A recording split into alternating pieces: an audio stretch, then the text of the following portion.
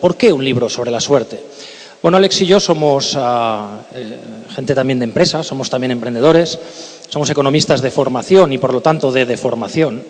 Y todos los economistas intentamos siempre comprender todo lo exógeno, desde el entorno, incluso las acciones de la competencia, la demografía, cosas que no dependen de la propia empresa y, ¿por qué no?, también la suerte.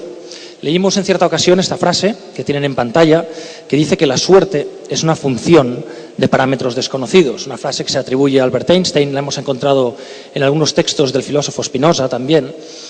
Y es una frase que nos hizo pensar, porque viene a decir que hay una ecuación, que por lo tanto hay una variable a explicar, que es la suerte, pero que también hay unas variables explicativas. Lo que pasa es que son desconocidas. Intentamos, por tanto, desgranar cuáles eran, si no todas, por lo menos parte de todas estas variables. Y emprendimos un camino de trabajo bastante informal de hablar con muchísimas personas, incluso en nuestras clases. Somos docentes en la Escuela de Negocios ESADE de Barcelona, y en las clases también preguntábamos, ¿quién de ustedes cree que tiene suerte? Y levantaban la mano 10-15% de los alumnos. A aquellos les invitábamos después a tomar un café, a charlar. Oye, ¿por qué crees que tienes suerte? Lo mismo con todo tipo de personas, clientes, proveedores, gente de empresa, pero personas de todos los ámbitos.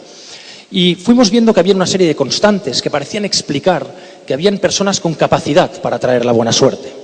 Cuando ya vimos que las teníamos bastante hilvanadas y ya llegó el momento de poner a negro sobre blanco, en lugar de escribir un libro, una tesis empírica que hubiera sido algo aburrida, decidimos, como introducía Inmaculada, decir que eras una vez el mago Merlín, que convoca a todos los caballeros de un reino y les dice que en el plazo de 7 noches tiene que crecer en el bosque encantado el trébol mágico de las 4 hojas, que proporciona suerte ilimitada a aquel que lo posea.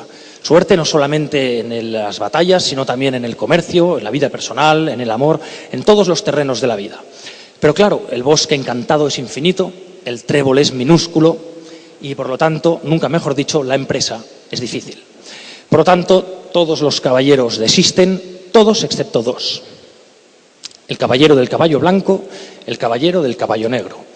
Uno simboliza la buena suerte, el del caballo blanco, que se llama Sit. Sit, que tiene que ver con el sí. Sit, fonéticamente, también en inglés, es semilla, es la actuación, es el creer en uno mismo, es el no esperar. Por el otro lado tenemos al caballero del caballo negro, que es Not, que fonéticamente tiene que ver con el no, que es la negación, que es la espera. La aventura de Sid y de Not, Sid simboliza la buena suerte, la buena, la auténtica, la de verdad. Not simboliza la suerte a secas, aquella que, como veremos, es muy efímera. La aventura de ambos por el bosque discurre por separado y, curiosamente, visitan los mismos personajes. El árbol, la piedra, el agua, arquetipos. Y reciben precisamente la misma información, exactamente la misma información por separado, con lo cual cualquiera de los dos podría haber optado a hallar al trébol. La diferencia estriba en qué hace cada uno con esa información que recibe, con ese conjunto de valores, como introducía Alex, y de actitudes que pueden explicar que se pueda dar con el trébol de 4 hojas o no se dé con el trébol de 4 hojas. No continúo con la fábula, porque si alguno de ustedes tiene interés en leerlo ya no comprará el libro. Lo que vamos a hacer es desgranar las 10 reglas de la buena suerte, el decálogo de la buena suerte.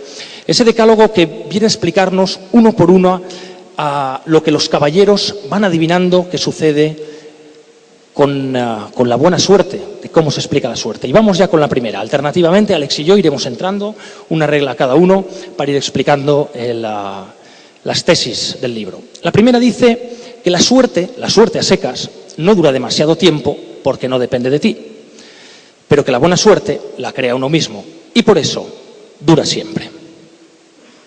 Ahí tienen una fotografía de una jugadora de golf profesional, Ellen Johnson.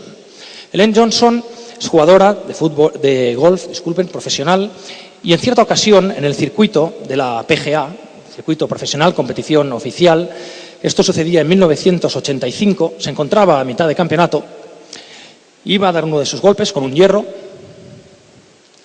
le da la bola sale despedida y tiene la mala suerte de que va a dar a un árbol. Del árbol rebota a una roca, la bola viene, sube alto, sube, se viene hacia sí misma, ella no lo puede evitar, se aparta y va a caer, pido disculpas de antemano, pero fue como pasó, al interior de sus sujetadores.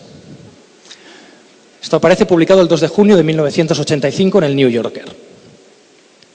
La pregunta es, ¿cuántas veces más le ha sucedido eso a Ellen Johnson? Ninguna, obviamente ninguna. Esto es verdadera mala suerte. De hecho, tuvo que dropar la bola con 2 golpes de penalización porque la declaró injugable, lógicamente. La mala suerte puede suceder. A nosotros nos dicen a menudo, es que vosotros negáis el azar. Pero ¿cómo vamos a negar el azar? Nada más lejos, la vida es un camino de reducción de azar. Les explicaré una anécdota absolutamente verídica. Hace solamente 4 meses, Alex y yo íbamos a Bilbao para impartir la conferencia de la buena suerte dentro del contexto de unas jornadas muy interesantes que organiza el historiador Fernando García de Cortázar, que se llaman Aula de Cultura.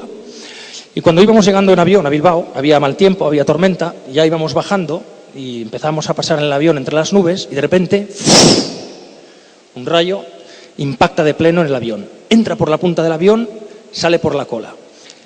No sé si ustedes han vivido alguna vez algo así, pero es lo mismo que una verdadera explosión de una bomba. Cuando ya cae un trueno lejos, ya se oye muy fuerte. Bueno, fue una tremenda explosión, se iluminó toda la cabina y el avión se zarandeó de lado a lado. Afortunadamente, pudimos aterrizar porque no se dañó ningún sistema de navegación, pero cuando ya estábamos en tierra, Alex y yo nos miramos y decíamos, anda que no se iban a reír en el teatro.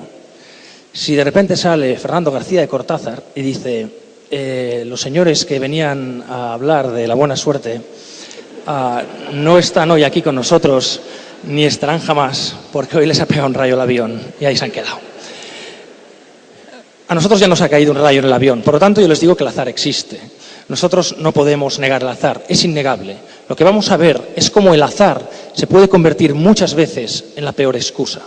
90%, un dato devastador, 90% es el porcentaje de personas que después de tocarles un premio gordo en la lotería o en un juego de azar, entre 5 y 7 años se arruinan o están igual que al principio.